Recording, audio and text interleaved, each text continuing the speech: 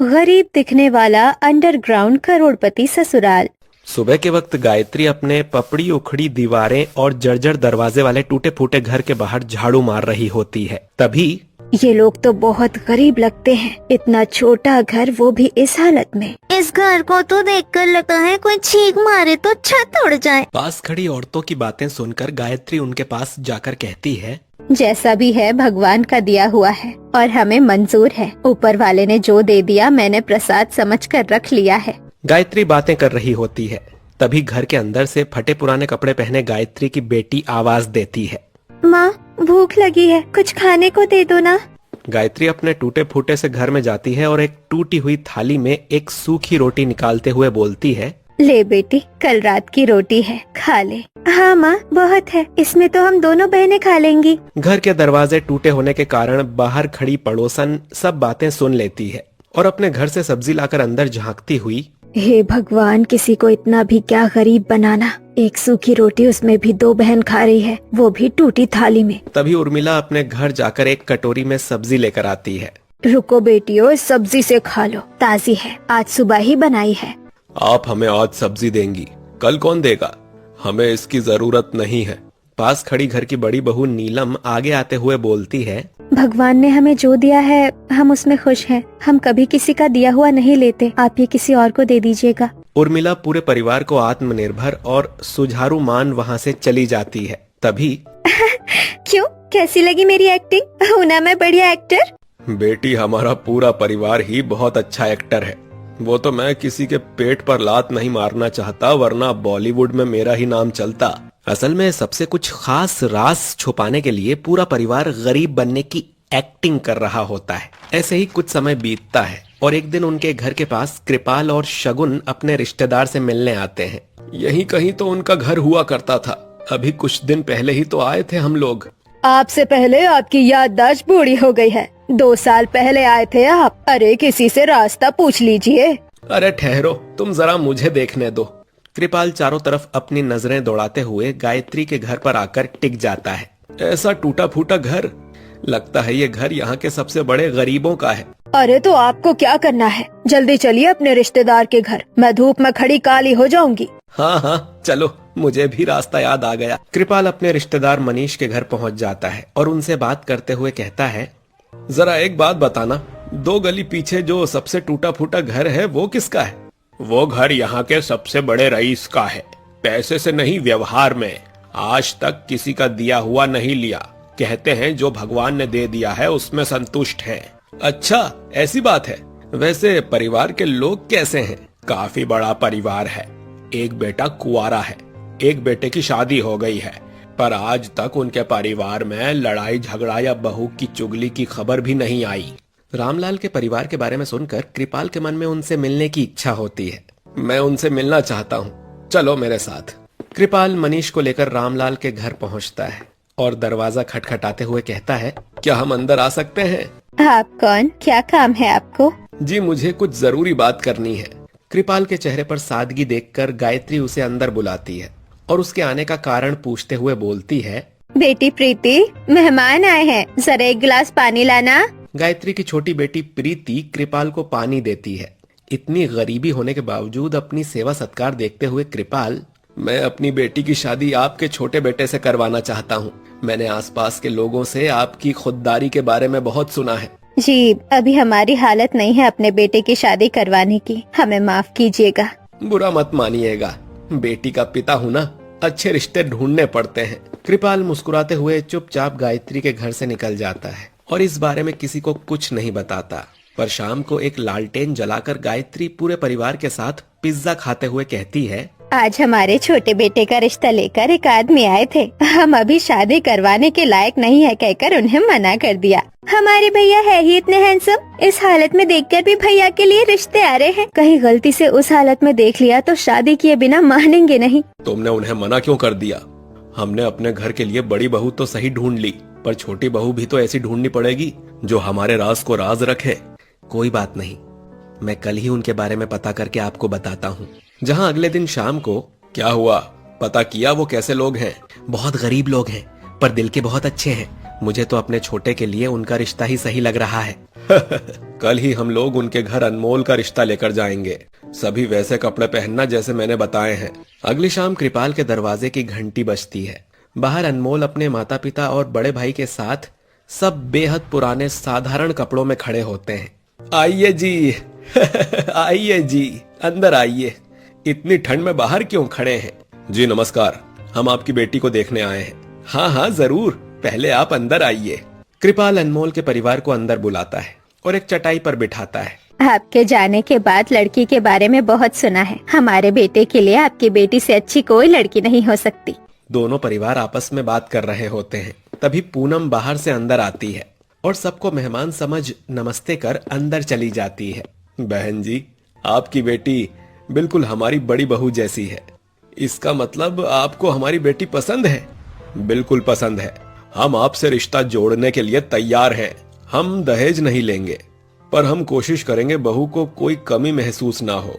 दोनों परिवारों की रजामंदी से कुछ दिनों बाद शादी का दिन रखा जाता है। अनमोल के परिवार वाले पुराने कपड़े में अपने बेटे की शादी करवाते हैं, जिसे देख लोग बातें बनाना शुरू करते हैं। अरे ये तो बहुत गरीब घर का लड़का लग रहा है। लड़की की जिंदगी इसके बाप ने तो कठिन कर दी।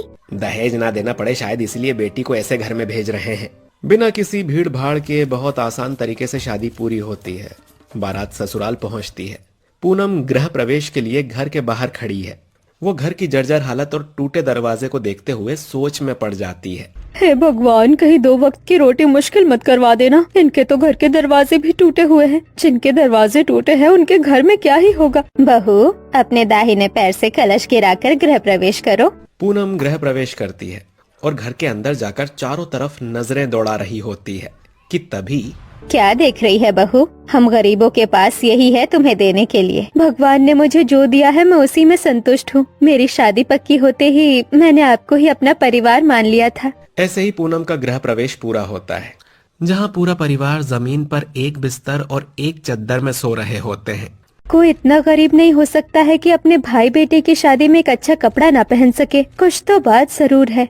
शादी से थकी हुई पूनम अपने ससुराल के बारे में सोचते हुए तुरंत सो जाती है, पर वो नहीं जानती थी कि जिस परिवार को पूरा शहर गरीब समझता है वो असल में शहर का छुपा अंडरग्राउंड करोड़पति ससुराल है।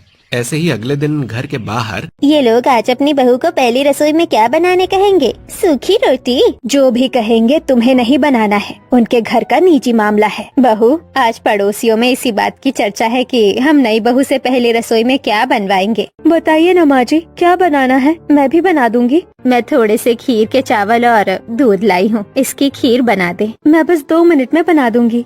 पूनम कमरे में चारों तरफ नजरें दौड़ाती है। कहीं गैस चूल्हा न दिखने पर वो अपनी सास से पूछते हुए, माँ जी, गैस चूल्हा कहाँ है? खीर किस पर बनाऊंगी? हमारे घर में गैस चूल्हा नहीं है। हम मिट्टी के चूल्हे पर लकड़ी जलाकर खाना बनाते हैं। हमारे घर में गैस चूल्हा नहीं है, पर आजकल तो सभी के घर में गैस चूल्हा होता है। माफ करना बहू, तुम्हें चूल्हा फूकना पड़ेगा। कोई बात नहीं माँ जी, अपने घर में ही तो चूल्हा फूकना है, दूसरे के घर में थोड़ी। प्रीति, पायल, तुम बस मुझे चूल्हा लकड़ी कहाँ है ये बताओ। पूनम मिट्टी के चूल्हे पर लकड़ी से खीर बनाने लगती है और खीर बनाते हुए, वाह भगवान, क्या आशीर्वाद दिया। गैस चूल्हे से सीधा लकड़ी के चूल्हे पर भेज दिया। पूनम खांसते खांसते मिट्टी के चूल्हे पर खीर बनाती है और पूरे घर को खीर खिलाकर अपनी पहली रसोई की रस्म को पूरी करती है। बहू ने खीर बहुत अच्छी बनाई है। अब मुझे कपड़े बदलने हैं। बहू को बाहर ले जाओ। बहू, हमारा छोटा सा घर है। जब कोई कपड़े बदलते हैं तो बाकी के लोग बाहर चले जाते हैं। तुम्हारे ससुर को कपड़े बदलने हैं बाहर जाने के लिए। तुम थोड़ी देर बाहर चली जाओ। मैं समझ सकती हूँ माँ, मैं बाहर चली जाती हूँ। जब पापा कपड़े बदल ले तो मुझे बुला लीजिएगा। पूनम घर से बाहर निकल जाती है और थोड़ी आगे ठेले पर सब्जी खरीद रही औरतों की नजर उस पर पड़ती है। अरे बहू, तुम घर के बाहर, कैसा लगा अपना ससुराल? भगवान की कृपा से बहुत अच्छा ससुराल मिला है, बस थोड़ा अजीब लगता है। अजीब है तो अजीब ही ना लगेगा। अजीब लोगों का क्या मतलब है? इतने गरीब होने के बावजूद किसी से कुछ नहीं लेते और खुद भी कुछ नहीं खरीदते, फिर भी खुश कैसे रहते हैं। इसी तरह पूनम लोगों से बात कर रही होती है। तभी उसकी ननंद उसे आवाज देती है, माँ जी बुला रही है, मैं चलती हूँ। पूनम गायत्री को रोटी लिए और नीलम को सब्जियां लिए खड़ा देख, पापा जी, जेठ जी और अनमोल कहाँ गए और ये खाना कहाँ से आया? भाभी ये चाय पीजिए। धन्यवाद पायल, पर आप लोगों ने लकड़ी के चूल्हे पर इतनी जल्दी खाना कैसे बना लिया? सारी बातें बाद में, पहला दिन है, आराम करो। अगर कोई राज है तो भी शायद बुरा नहीं, अच्छा ही होगा। पूनम कुछ समझने की कोशिश कर ही रही होती है कि तभी क्या सोच रही हो बहू? नाश्ता लगा रही हूँ, चलो नाश्ता कर लो। पूनम, गायत्री, नीलम और उसकी नंदे साथ बैठकर नाश्ता करती हैं और इसी तरह हंसते खेलते दिन बीत जाता है। और रात को खाना खाते हुए परिवार का माहौल इतना अच्छा होता है कि पूनम थोड़ा रिलैक्स होकर कहती है, आप लोग बहुत ही अच्छे हैं, आप लोग मेरा बहुत ख्याल रख रहे हैं। पूरा दिन बीत गया और मुझे अपने घर की याद अब तक नहीं आई। तभी रामलाल पूनम की तरफ देखते हुए कहते हैं, छोटी बहू, हम गरीब हैं, यहाँ गरीबी है, लेकिन हमारे परिवार में प्यार बहुत है। हम यही कोशिश और उम्मीद करेंगे कि तुम आराम से अपने इस नए घर में रह सको। जी पिताजी। खाना खत्म होने के बाद सब अपने अपने काम में लगते हैं और पूनम अकेली एक कोने में बैठी सोच रही होती है। अगर ये लोग इतने गरीब हैं तो ये लोग किसी से कोई सामान क्यों नहीं लेते हैं? और अगर सामान नहीं लेते तो इनके पास सामान कहाँ से आता है? और सुबह इतनी जल्दी माँ जी ने खाना कैसे बना लिया? और बिना पढ़े लिखे ये लोग इतना अच्छा व्यवहार कैसे करते हैं? पूनम कोने में बैठी सारी बातें सोच ही रही होती है कि तभी एक और अजीब घटना होती है। अनमोल का बड़ा भाई आकाश अचानक परेशान चेहरे में घर आता है। अरे ये क्या, ये मैं अपने साथ कैसे ले आया? हे भगवान, अब क्या करूं? आकाश अपनी जेब में रखे कुछ सामान के लिए परेशान था। एक काम करता हूं, इसे छुपा देता हूं। आकाश की जेब में नया आईफोन होता है, जिसे वो आते ही अपने पुराने टूटे फूटे फोन के कवर में छुपा देता है। फोन छुपाते हुए पूनम की नजर आकाश पर पड़ती है। पूनम, ये चाय मिल सकती है क्या? जी आकाश जी, पर आप कुछ छुपा रहे थे? नहीं नहीं, मैं क्या छुपाऊंगा, मैं तो बस यूं ही कुछ नहीं। आप एक कप चाय लाइए ना। पूनम चाय बनाकर लेकर आती है तो देखती है कि आकाश अपने फोन को तेजी से बोरों के नीचे छुपाता है। पूनम इसे नोटिस करती है, लेकिन आकाश से कुछ नहीं पूछती है। और इसी तरह पूरा परिवार पहले दिन की ही तरह एक बिस्तर पर एक चादर लिए सो जाता है। यहाँ माँ जी घर के बाहर ही क्यों झाड़ू मारती है? झाड़ू तो घर के अंदर मारना चाहिए। एक काम करती हूँ, मैं बाद में घर के अंदर झाड़ू मार दूंगी। गायत्री झाड़ू मारकर अपनी बड़ी बहू के साथ बाजार चली जाती है। माँ जी तो है नहीं, मैं घर के अंदर झाड़ू मार लेती हूँ, आएंगी तो देखकर खुश हो जाएंगी। पूनम पास पड़ी झाड़ू उठाकर झाड़ू मारने लग जाती है। झाड़ू मारो ऐसा, घर साफ हो जाए कांच जैसा, चमके जैसे कोई आए ना। हो। पूनम गाना गुनगुनाते हुए झाड़ू मार ही रही थी कि तभी उसका पांव सीक्रेट गेट के पास जा फंसता है और वो डगमगाकर पास की दीवार पर टिक जाती है। तभी कुछ खिसकने की आवाज आती है। ये आवाज कैसी आई? तभी पूनम दीवार पर हाथ रखती है और दीवार थोड़ी धंस जाती है। पूनम चौंक कर पीछे हटती है। हे भगवान, ये क्या हुआ? दीवार अंदर धंस गई और ये जमीन हल्की खुल कैसे गई? घर की दीवार लकड़ी की बनी नकली दीवार थी और जमीन के ढक्कन को खिसकाने पर नीचे जाने वाली ऑटोमेटिक सीढ़ियां थीं। लगता है यही है मेरे ससुराल वालों का राज। जरूर नीचे कोई बड़ा कमरा होगा जिसमें उन्होंने ढेर सारे पैसे छुपा रखे होंगे। अंदर तो बहुत अंधेरा है, पर चलो चलकर देखती हूँ, जो होगा देखा जाएगा। पूनम डरती हुई ऑटोमेटिक सीढ़ियों पर खड़ी हो जाती है। सीढ़ियां उसे लेकर नीचे जाने लगती है और नीचे पहुंचते ही पूनम की आंखें फटी की फटी रह जाती हैं। इतना बड़ा अंडरग्राउंड बंगला, ये तो किसी करोड़पति का ही हो सकता है। कहीं ये मेरे ससुराल वालों का तो नहीं? पूनम की आंखों के सामने अंडरग्राउंड करोड़ों का बंगला खड़ा था। ये तो किसी मॉल से भी बड़ा है। ऐसा करोड़पति बंगला तो सिर्फ कहानियों में सुना है, पर असल में अंडरग्राउंड करोड़पति बंगला है। ये तो मैं अभी ऊपर जाती हूँ, तब सभी से पूछूंगी। पूनम ऑटोमेटिक सीढ़ियों पर चढ़ जाती है और ऑटोमेटिक सीढ़ियां पूनम को वापस उसके घर में पहुंचा देती है।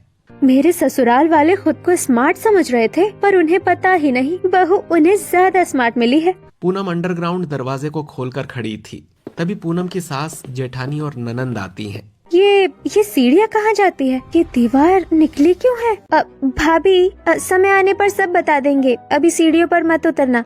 पूनम देखती है कि नंदों की आवाज में डर नहीं, बल्कि किसी बड़े राज को छुपाने की मजबूरी है। हमारा घर जैसा दिखता है वैसा है नहीं, लेकिन यहाँ कोई गलत काम नहीं होता। पर मैं तो अंदर जाकर आ गई, नीचे एक बहुत बड़ा अंडरग्राउंड करोड़पति बंगला है। अरे अब क्या बहू पूरे मोहल्ले को बताएगी? थोड़ा धीरे बोल। मुझे अभी सारा सच बताइए, कौन है आप लोग क्या करते हैं और ये अंडरग्राउंड बंगला क्यों बनवाया है? बहू जब तुझे आधी सच्चाई पता चल गई है तो पूरी सच्चाई आज रात हम तुझे बता देंगे। पूनम अपनी सास की बातों में और भी उलझ जाती है। समय जल्दी बीत जाता है और शाम को घर के सभी मर्द भी आ जाते हैं। एक बात पूछूं, तुम लोग इतने गरीब क्यों दिखते हो जबकि सच कुछ और है? अनमोल कुछ सेकंड खामोश रहता, फिर वो पूनम का हाथ पकड़कर धीरे से कहता है, मैं वादा करता हूँ तुम्हें कोई बुरा सच नहीं मिलेगा, बस थोड़ा समय दो, हमारी असलियत तुम्हें रात को पता चल जाएगी। अनमोल की बातों में गहराई और एक दबे हुए राज को महसूस करने पर पूनम मान जाती है। धीरे धीरे रात भी हो जाती है और रात को पूनम का पूरा परिवार अंडरग्राउंड रास्ते को खोलकर खड़ा होता है। पहले मैं जाता हूँ, मेरे आवाज देने पर बाकी लोग आ जाना। रामलाल ऑटोमेटिक सीढ़ियों से नीचे चला जाता है और एक आवाज लगाता है, सभी नीचे आ जाओ और दरवाजा अंदर से बंद कर लेना।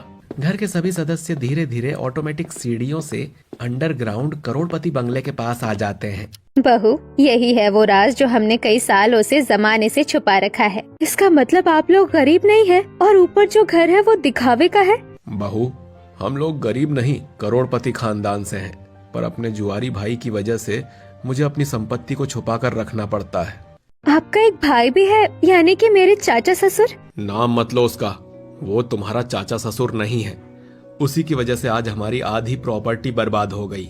दरअसल रामलाल अपने छोटे भाई जिसे शराब, जुए और कई बुरी आदतें थीं, उसकी बातें याद कर पूनम को बताते हैं कि किस तरह उनके छोटे भाई ने उनकी आधी संपत्ति जुए में उजाड़ दी थी। रामलाल की ऊंची आवाज से पूनम डर जाती है। पूनम को डरा देख रामलाल हंसते हुए कहता है, अरे बहू तू क्यों डर रही है? तुझे पता है एक समय में मेरा भाई नशे की हालत में अपनी सारी संपत्ति कसीनो में हार आया।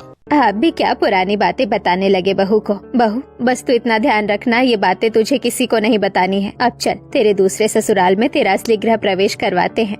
गायत्री बंगले के अंदर जाती है और आरती की थाली और चांदी के कलश में चावल रखती है। बहू अब अपने शुभ कदमों से गृह प्रवेश कर। पूनम गृह प्रवेश करती है और बंगले के चारों तरफ एक नजरें दौड़ाती है और बड़े बड़े कमरे, ऊपर लगी बड़ी बड़ी झूमर को देखते हुए, हे भगवान तेरी इतनी कृपा मुझ पर हो गई, तूने तो मेरे भाग्य ही पलट दिए। धन्यवाद भगवान। यहाँ वहाँ क्या नजरें घुमा रही है? पूरा बंगला ही तुम्हारा है। अभी रात हो गई है, कल सुबह अच्छे से देख लेना। पूनम मन में लड्डू खाती है।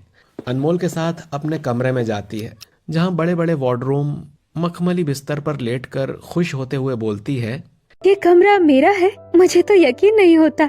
यकीन नहीं होता तो यकीन करो, ये सब कुछ आज से तुम्हारा ही है। और सो जाओ। पूनम खुशी खुशी अपने नए ससुराल में सो जाती है और अगले दिन सुबह रसोई में, मम्मी भाभी उठ गई होंगी क्या? आज पहली बार घर की रसोई देखेंगी और हमारा अंडरग्राउंड बंगला घूमकर तो चौंक ही जाएंगी। तभी पूनम के कमरे का दरवाजा धीरे से खुलता है। हल्की गुलाबी सूती साड़ी पहने पूनम बाहर आती है। नमस्ते मम्मी, हमेशा खुश रहो। आओ रसोई दिखाती हूँ। रसोई में घुसते ही पूनम की आंखें थोड़ा फैल जाती हैं।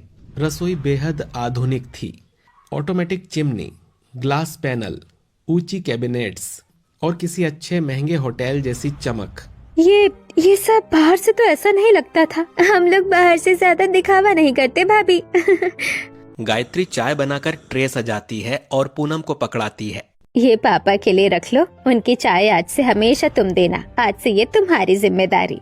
पूनम सिर हिलाती है, ट्रे पकड़ती है और धीरे धीरे ड्राइंग रूम की ओर बढ़ती है। रामलाल उसी सोफे पर बैठे होते हैं जहां वो हर सुबह अखबार और चाय के साथ दिन की शुरुआत करते हैं। पापा जी आपकी चाय। धन्यवाद बहू, तुम ठीक हो ना? घर में कोई दिक्कत तो नहीं है? नहीं पापा जी। उसी समय आकाश नीचे आता है। संभल कर, पापा जी की पहली चाय बनाना सबसे बड़ा एग्जाम होता है और अगर चाय कड़क निकली तो समझो फुल मार्क्स।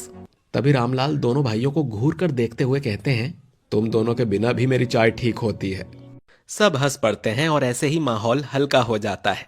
इसी तरह रामलाल का परिवार दिन में अपने दिखावटी घर में और रात में अपने अंडरग्राउंड करोड़पति बंगले में रहता है और एक सुबह पूरा परिवार अपने दिखावटी घर में बैठा होता है। बहू, आज का दिन आराम से बिताओ। आज हम लोग अंडरग्राउंड घर के लिए सब्जियां लेने जा रहे हैं। जी मम्मी जी। तभी अपने अंडरग्राउंड घर में तैयार होकर ऑफिस जाने के लिए नीचे जा रहे रामलाल कहते हैं, बहू ये घर तुम्हारा भी है, जो कुछ भी तुम करोगी समझदारी से करना। दोपहर होते होते गायत्री अपनी बेटियों और जेठानी के साथ सब्जी लेने बाजार चली जाती है। भैया आलू 5 किलो दे दो और 2 किलो ये प्याज दे दो। गायत्री अपनी बेटी बहुओं के साथ सब्जी खरीद रही थी कि तभी उस पर रामलाल के जुआरी भाई की नजर पड़ जाती है। अरे ये तो भाभी हैं, इतना सारा सामान ले रही हैं। मुझे लगता था ये लोग मुझे झूठ बोलते हैं, अभी भी इनके पास पुरानी प्रॉपर्टी है। पायल, प्रीति, मैंने सब्जियां खरीद ली है, चलो बेटी घर चलते हैं। अशोक गायत्री की बातें सुन लेता है और उसका पीछा करते हुए उनके घर तक पहुंच जाता है। गायत्री घर में चली जाती है और अशोक छुपकर घर के अंदर झांकने लगता है। बहू हम आ गए, सामान बहुत ज्यादा है, इसे जल्दी अंडरग्राउंड बंगले में रख दे। हाँ देवरानी जी, जल्दी अंडरग्राउंड दरवाजा खोलिए। पूनम अंडरग्राउंड दरवाजा खोलती है और गरीब दिखने वाला पूरा परिवार अपने अंडरग्राउंड बंगले में चला जाता है। अच्छा तो ये है इनका घर, अब बस रात होने की देर है। जैसे ही रात होती है घर के सभी सदस्य अंडरग्राउंड बंगले में सोने चले जाते हैं, पर पूनम आज गरीब घर में सो रही होती है। आज तो मैं फिर से अमीर बन जाऊंगा, आज मुझे कोई रोक नहीं पाएगा, भगवान भी नहीं। अशोक रामलाल का लालची, चालाक और कर्ज में डूबा बड़ा भाई चुपके से दिखावटी घर में घुस जाता है। आखिर पकड़ ही लिया तुम लोगों का राज, करोड़ों में प्रॉपर्टी, अब ये सब मेरा होगा। अशोक धीरे से नीचे के गुप्त कमरे का दरवाजा खोलने ही वाला था कि तभी पीछे से पूनम उसे रोकती है। दरवाजा खोलकर क्या करोगे चाचा जी? अशोक चौंक कर पीछे मुड़ता है। पूनम उसकी चाल समझ चुकी थी, क्योंकि उसने कई दिनों से देखा था कि अशोक बार बार घर के आसपास घूम रहा था और कुछ ढूंढ रहा था। तू यहाँ क्या कर रही है? आपकी नजर हमेशा से इस घर की संपत्ति पर थी और इसी वजह से परिवार ने अपनी अमीरी छुपाई, लेकिन आज आप कुछ नहीं कर पाएंगे। आज तो भगवान भी इन्हें नहीं बचा पाएगा, तो तू क्या मुझे रोकेगी?